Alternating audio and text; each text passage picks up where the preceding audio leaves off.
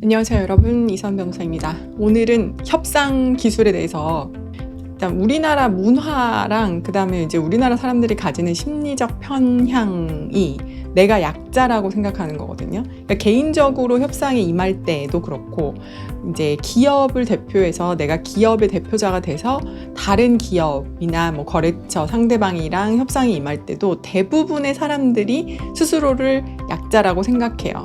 오늘 말씀드리고 싶은 거는 내가 약자라고 느낄 때, 협상에서 내가 약자일 때 어떻게 그러면 협상을 이끌어가냐, 그 부분에 대해서 말씀드리려고 해요. 기본적으로 사람이 약자라고 느끼고 협상에 임하게 되면은 심리적으로 내가 이 협상이 결렬되면 어떡하지? 내가 힘이 없으니까 내 맘대로 못할 거고, 그러면 상대방이 안 한다고 하면 어떡하지? 라고 하는 두려움이 이제 기저에 깔려 있게 됩니다. 그렇기 때문에 마치 이제 우리가 비행기 잡으려고 막 공항에서 뛰어갈 때 심리 상태로 되는 경우가 되게 많아요. 일단은 비행기를 잡고 보고 싶은 거죠. 근데 비행기를 사실은 잡고 가만히 생각해 봤을 때 때때로 그런 생각이 드는 거죠. 뭐 이 비행기가 아니라 기차로 갔어도 괜찮았을 수도 있겠다. 사실은 내일 갔었어도 괜찮아. 이런저런 걸 따지면, 이렇게 생각하면서 돌아보는 경우도 사실은 종종 있죠. 그래서 협상의 약자라고 생각하면서 임할 때는 일단은 비행기를 잡고 보자 라는 마음이랑 유사하게 일단은 내가 이 협상이 타결되고 보자, 이렇게 생각하는 심리적인 편향성이 있어요. 그런데 약자라고 느낄 때 정말 중요한 점 두 가지를 정리해보면, 하나는 거절해야 되는 협상 안에 대해서 내가 승인을 하지 않도록, 내가 그걸 받아들이지 않도록, 승낙하지 않도록 하는 게 사실은 가장 중요하고, 두 번째는 내가 약자라고 하는 막연한 그런 불안감을 정리를 해보고, 내가 현실적으로 이 협상이 나한테 어떤 의미가 있고 내가 이 협상에서 현실적으로 가지는 포지션이 뭐라는 걸 인식하면서 내가 가지고 있는 요소들을 잘 구성해서 얼마나 최대치를 끌어올릴 수 있느냐를 내가 파악하는 거거든요. 그 두 가지를 파악하고 준비하고 협상에 임해서 그 두 가지로 협상을 운영해 나가는 것이 기본이자 가장 중요한 점입니다. 그러면 그걸 어떻게 하냐? 바트나를 만드는 겁니다. 바트나라는 말은 뭐 굉장히 많이 들어보셨을 것 같아요. BATNA라고 해가지고 Best Alternative to Negotiated Agreement이거든요. 그러니까 내가 이 협상을 하지 않았을 때 가질 수 있는 대안 중에서 베스트, 그 최고의 대안을 말하는 거예요. 그래서 바트나에 따라서 내 협상력이 달라진다라는 말을, 협상을 좀 공부하신 분들은 조금 많이 들어보셨을 것 같아요. 근데 여기서 중요한 거는, 많은 사람들이 착각하고 계신데, 바트나는, 그러니까 대안은 뭔가 저기서 나를 기다리고 있는 게 아닙니다. 저게 존재하고 있는 게 아니라 사실은 내가 내 머릿속 생각과 열심히 정리를 하는 그런 사고의 프로세스로 정립을 하는 거죠. 내 바트나가 뭔지. 그 바트나를 정립하는 요령은, 첫 번째, 내가 이 협상을 하지 않았을 때 가질 수 있는 대안을 쭉 나열을 하는 거예요. 쭉 나열을 한 다음에 그 중에서 몇몇 가지 현실적이고 매력적인 것을 꼽아요. 그 다음에 현실적이고 매력적인 것을 디벨롭을 시켜보는 겁니다.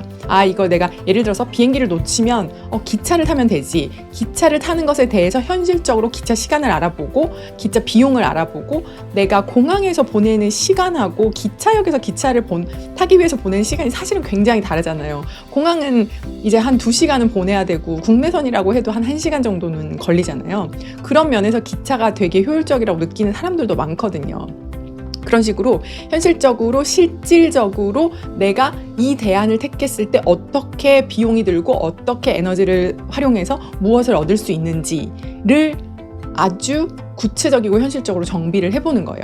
그리고 그 중에 한두 개를 바트나로 정립해 두는 거죠.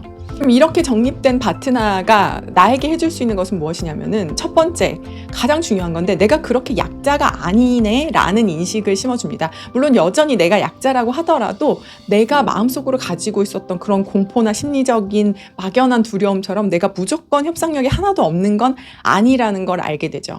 그리고 또 하나는, 바트나를 정립하면서 내가 가진 협상력을 요소별로 인식하게 돼요. 그걸 인식해서 내가 사실은 상대방한테 어떤 것을 요구할 수 있고 상대방의 제안을 어떻게 요리할 수 있는지를 인식하게 됩니다. 그래서 크게 두 가지를 효과를 얻을 수 있는데요. 하나는 거절해야 되는 협상에서 내가 오케이를 하지 않는, 즉 나 스스로를 보호할 수 있는 장치를 마련할 수 있다는 거. 두 번째는 내가 가진 협상력이 그렇게까지 약하지는 않다는 걸 인식하면서 내가 가진 요소들로 최고의 협상안을 구성하고 요리할 수 있다는 거예요. 그리고 이제 상대방이 나를 너무 약자처럼 대하는 것 같다라고 하면 내가 정립한 내가 요리한 그 가상의 내가 이렇게 할 수 있어. 그리고 나는 이런 파트너를 가지고 있어를 상대방한테 살짝 알려줍니다. 상대방이 그걸 인식하면서 이 사람이 이 정도의 협상력이 사실은 있었구나 라고 하면서 나의 포지션이 조금은 올라갈 수 있고요. 반대로 상대방이 자기가 가진 파트너가 굉장히 훌륭하다고 착각하고 있을 때가 있을 거예요. 내가 계산한 상대방의 파트너는 이렇지 않은데 상대방이 지금 A라는 요소를 빠뜨리고 생각하고 있구나. 그러면 내가 상대방한테 사실은 그렇지 않다. 너가 가지고 있는 파트너가 그렇게 스트롱하지 않아 라는 걸 알려줌으로써 상대방의 지위를 조금은 낮출 수 있는 거죠. 그렇게 약자라고 하더라도 운영할 수 있는 재량은 얼마든지 있고요. 내가 약자라는 사실 자체를 바꿀 수 없다고 하더라도 내가 얼마나 약자인지, 그리고 내가 가진 이 공들을 어떻게 저글링할 수 있는지는 완전히 다른 문제거든요. 충분히 더 생산적으로 요리를 할 수 있는 거죠. 정리해드리겠습니다. 두 가지, 내가 약자라고 느낄 때 첫 번째, 내가 거절해야 되는 협상안을 받아들이지 않도록 나를 보호해야 된다는 거. 두 번째, 내가 정말로 가진 게 무엇인지를 인식하면서 그 요소들을 잘 조합해서 내가 실제로 뭘 할 수 있는지를 명확하게 인식하고 내가 가진 자산을 최대한으로 활용할 수 있다는 겁니다. 그리고 그 두 가지는 뭘로 가능하냐? 바트나의 정립으로 가능하다는 거고요. 바트나는 Best Alternative to Negotiated Agreement의 약자로 내가 이 협상 대신에 취할 수 있는 대안 중에서 가장 매력적인 것, 가장 최고의 것이라는 말로 저기 어딘가에서 나를 기다리고 있는 게 아니라 내가 스스로 정립해서 갖고 나가는 것이라는 점입니다.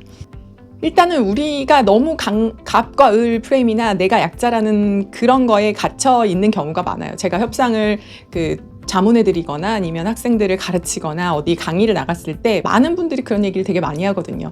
배워봤자 뭐해, 사실 현실은 그렇지 않은데, 그런 얘기들도 많이 하시고, 그리고 실제로 책에 그런 얘기도 나옵니다. 가드닝 하는 책을 열심히 공부해도 사막에서 백합을 기를 수는 없고 습지에서 선인장을 기를 수는 없다. 그러니까 현실은 사실 내가 진짜 약자이면 이게 다 무슨 소용이야. 이런 생각은 누구나 한다는 거죠. 그렇지만 너무 그 프레임에 함몰돼서 내가 진짜 할 수 있는 게 아무것도 없어 라고 생각하는 것하고 실제로 우리가 적극적으로 협상을 이끌어갈 수 있다고 생각하고 제가 지금 설명드린 것처럼 파트너를 정립해서 운영해 나가는 거하고는 완전히 다릅니다. 새해에는 성숙한 협상 기술을 익히셔서 원하는 바를 다 이루시기 바랍니다. 감사합니다.